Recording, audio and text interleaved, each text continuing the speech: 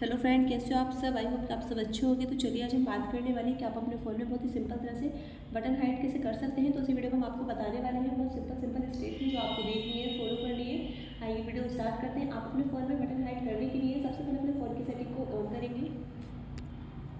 Setting on करने के बाद में यहाँ से आपको काफ़ी सारे ऑप्शन देखने को मिल जाते हैं, जिसमें से यहाँ से आपको एक ऑप्शन देखने को मिल जाता है सिस्टम का। आपको यहाँ पे सिस्टम पे क्लिक करना है। सिस्टम पे क्लिक करने के बाद में यहाँ से आपको एक ऑप्शन देखने को मिलता है सिस्टम नेविगेशन का।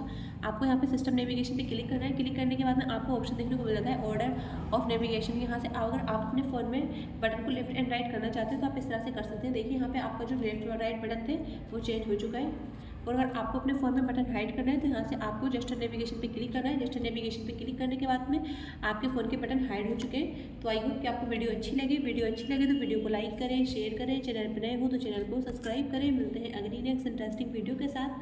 तब तक के लिए बाय एंड टेक केयर।